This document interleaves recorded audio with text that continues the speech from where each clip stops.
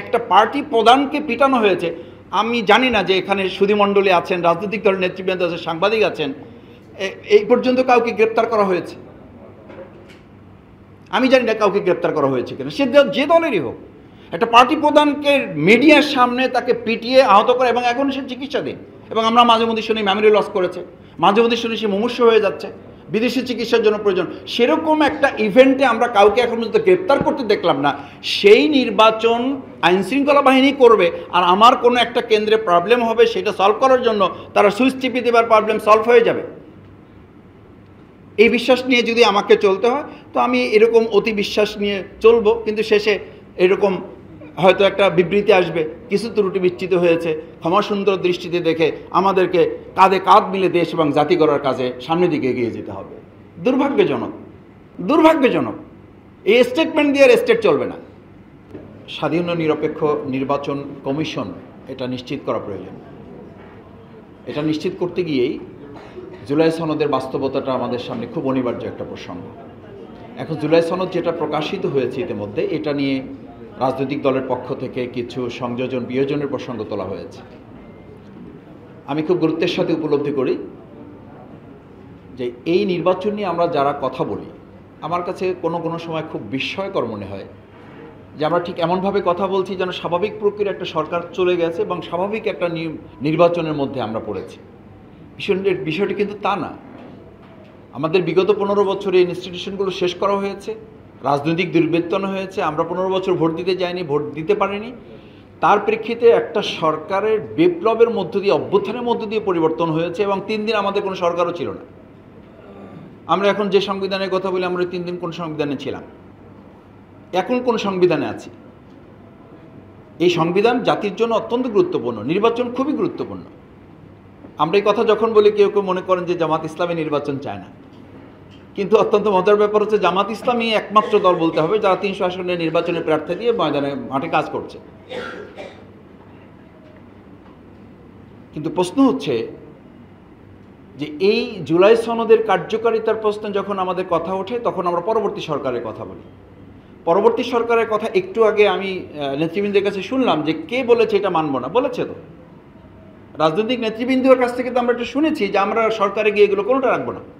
শুনেছি তো আমরা, এগুলো রেকর্ড আছে তো। এটা তো কোনো দলের পক্ষ থেকে উইথড্র করা হয় না যে না, আমাদের এই কথাটা যেটা বলা হয়েছে, আমাদের এই কথাটা যথার্থ নয়, এবং যিনি বলেছেন এটা আমাদের দলের কথা নয়। সুতরাং এই কথাগুলো যদি আমাদের আসে, তাহলে তো এই শঙ্কার কথা থাকবে।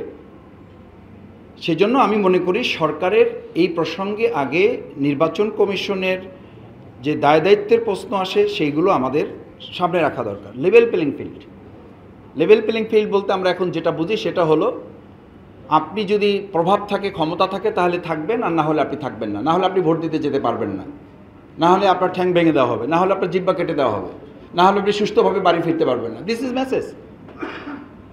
What is the level playing field? Level playing field বলতে আমি কি বোঝাচ্ছি, আমি কি মেসেজ যাচ্ছে? ঢাকা ইউনিভার্সিটি ডাকসু নির্বাচনের কথা বলে। ডাকসু নির্বাচন প্রত্যেক ছাত্রছাত্রী সুশিক্ষিত, সচেতন এবং স্বাবলম্বী, ফিজিক্যালি সে ক্যাপেবল।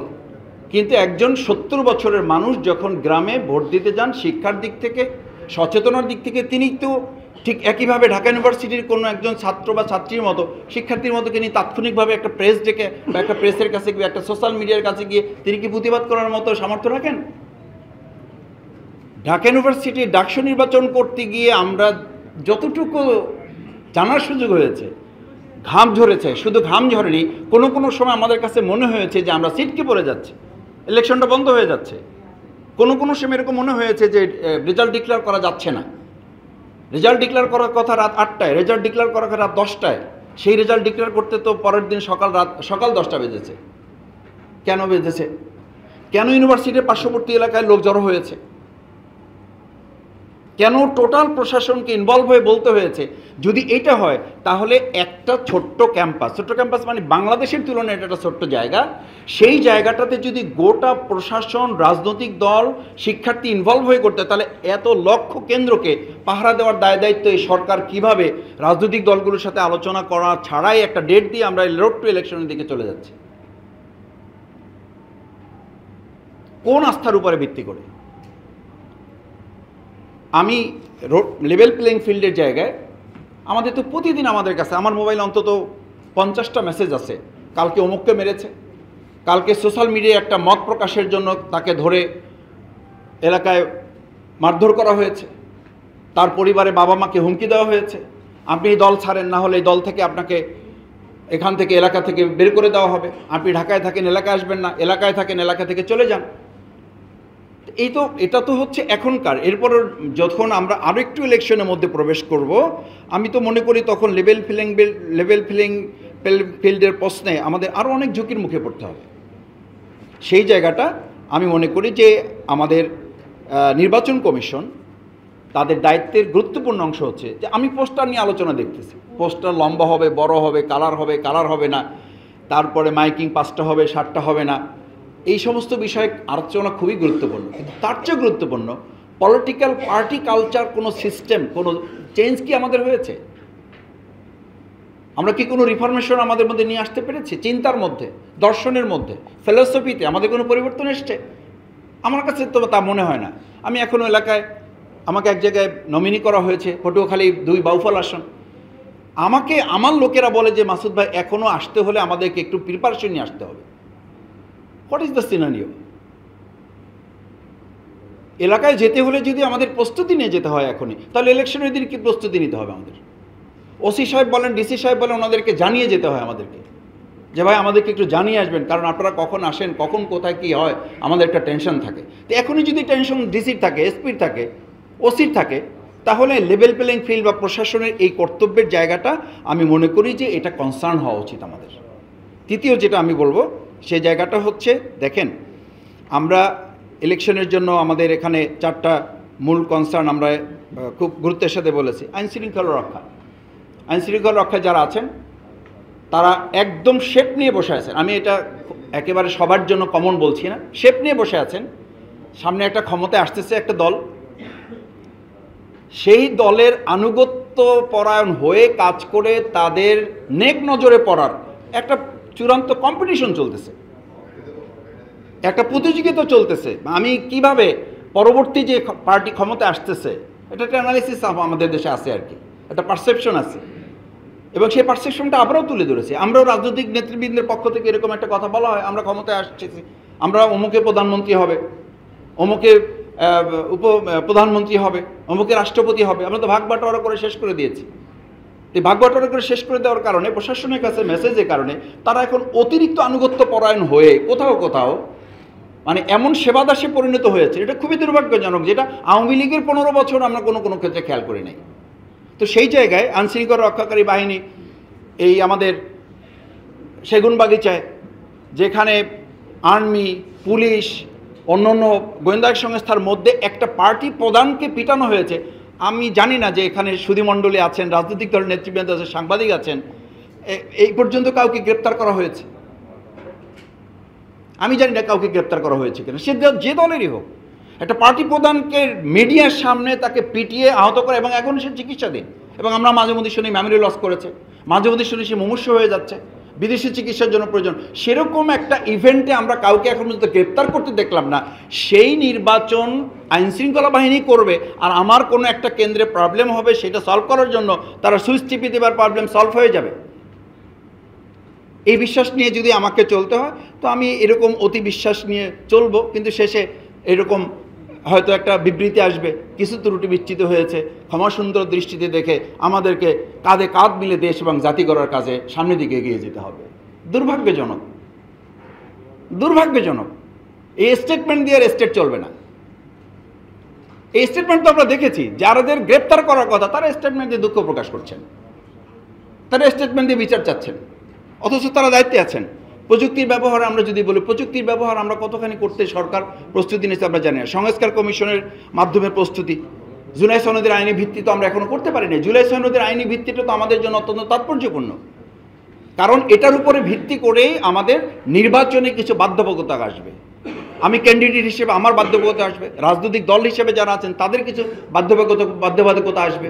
সেই জায়গায় আমি রাজনৈতিক দলের কিছু করণীয় কথা কয়েকটা বলে আমি শেষ করে দেবো। গণতান্ত্রিক আচরণ বজায় রাখা। গণতান্ত্রিক আচরণে আমাদের কি এমন আমরা আচরণ বজায় রাখতে পারছি? আমাদের বক্তব্যের, আমাদের কথার মধ্যেই তো আমরা কোনো সৌজন্যতা এখনো ফিরে নিয়ে আসতে পারিনি। এখন কোনো টক শোতে কেউ বসতেও ভয় পায়, আগে সে জিজ্ঞেস করে আমার টক শো সহপার্টনারকে, টক শো সহপার্টনারকে, এটা না জেনে সে যেতে চাচ্ছে না। যেতে চাচ্ছে না কেন ভাই? আপনি সংসদে আস্থা রাখবেন, নির্বাচনে আস্থা রাখবেন, কিন্তু টক শোতে 3 জনে আস্থা রাখা যাচ্ছে না। প্রডিউসার যিনি থাকেন বলেন যে মাসুদ ভাই অমুকে আসবেন, আপনি যদি একটু ওনার ব্যাপারে রাজি হন তাহলে আমরা একটু ওনাকে ডাকতে চাই। তাহলে এই কোশ্চেন আমাকে বলা হলো কেন? বলছে মাসুদ ভাই এখন এটা একটা কমন কনসার্ন হয়ে গেছে, 3 জন মিলে টকশোতে থাকা যাচ্ছে না। প্রডিউসার ভয় পান যে এই 3 জনের মধ্যে ওখানে এমন পরিস্থিতি তৈরি হবে যে আইনশৃঙ্খলা বাহিনী নিয়োগ করতে হতে পারে, এবং সেই সিনারিগুলো তো আমরা দেখতে পাই। আপনি ওখানে আলোচনা হচ্ছে রাজনৈতিক দলগুলো কিভাবে জনগণের মধ্যে ঐক্য বিনির্মাণ করতে পারে। যারা ঐক্য বিনির্মাণের করার জন্য বয়ান দিচ্ছেন তাদের মধ্যে যে অনৈক্য তৈরি হয় সেটা তো গোটা জাতিকে বিভক্ত করে ফেলছে। কি ঐক্যের আলোচনা হচ্ছে ওখানে? কি ঐক্যের মেসেজ দিচ্ছে আমরা ওখানে? টেবিল চাপড়ানো হচ্ছে, একজন উঠে দাঁড়িয়ে যাচ্ছে। আমি আলোচনায় গিয়ে লম্বা করছি না, আমি বলছি এই মেসেজগুলো আমাদের মাথায় নিতে হবে। এই কারণে রাজনৈতিক দলের কোনো বেসিক চেঞ্জ তো আমরা নিয়ে আসতে পারি নাই। এই ব্যর্থতা জামাত ইসলামী হিসেবে আমিও নিচ্ছি। আমরা এই আলোচনায় যাচ্ছি না, আমরা আলোচনায় যাচ্ছি প্রশাসনে, আমরা আলোচনায় যাচ্ছি আইনশৃঙ্খলা বাহিনী, আমরা আলোচনায় যাচ্ছি অন্তর্বর্তী সরকারে যারা আছেন। কিন্তু আমাদের দায়িত্বটা কি?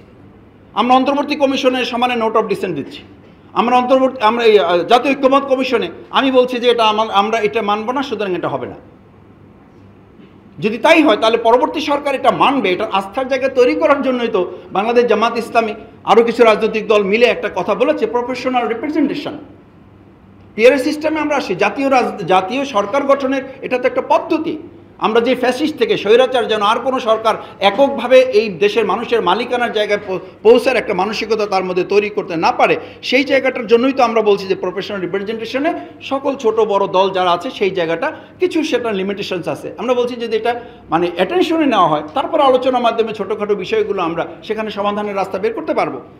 আমি সবশেষ অনুরোধ করব যে আজকে এখানে আমরা যে নাগরিক কোয়ালিশনের রোড টু ইলেকশন, সমাজের করণীয়, নাগরিক সমাজের করণীয়, দুটো পয়েন্ট বলে শেষ করে দিচ্ছে। একটা হচ্ছে নাগরিক সমাজের মূল করণীয়টা হচ্ছে আমাদের একটা প্রভাব বা একটা প্রেশার তৈরি করা এই সরকার এবং নির্বাচন কমিশন। যেই নির্বাচন কমিশন বলবে এই কথা যে আমরা সরকারের প্রভাব মুক্ত হয়ে, তো সরকার প্রভাব মুক্ত হয়ে সরকার সহযোগিতা না করলে আপনি কীভাবে করবেন?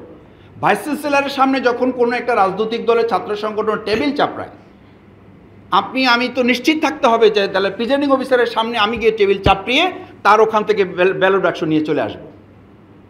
কি হয়েছে তাহলে আমাদের এই যে আইনশৃঙ্খলা রক্ষাকারী বাহিনী ছিল তো ডাকসু ইলেকশনে, কিন্তু আইনশৃঙ্খলা রক্ষাকারী বাহিনীর কাছ থেকে আমি বারবার শুনেছি যে সামগ্রিক সহযোগিতা না হলে শুধুমাত্র আইনশৃঙ্খলা রক্ষাকারী বাহিনীর পক্ষ থেকে আমরা ইলেকশনটা সুষ্ঠু করতে পারবো না। আমি নাগরিক সমাজের প্রতি দুটো কথা বলছি। এক, নাগরিক সমাজের মধ্যে এই প্রভাব তৈরি করতে হবে যে সরকার এবং ইলেকশন কমিশন দুটো মিলে একটা সমন্বয় করা। নাম্বার 2 হচ্ছে নাগরিক কমিশন ভোটারদের এই সচেতনতা তৈরি করা যে আমরা প্রত্যেক জায়গায় সরকারের সহযোগিতা নিয়ে না, বরং নাগরিক সমাজই ওখানে প্রধান এলিমেন্ট হিসেবে কাজ করবে, যাদের সচেতনতার মাধ্যমে প্রশাসন কাজ করতে বাধ্য হবে এবং এককভাবে তারা না, বরং নিরপেক্ষতার জায়গা থেকে একটা ভূমিকা পালন করবে। সবাইকে ধন্যবাদ জানাচ্ছি। ধন্যবাদ।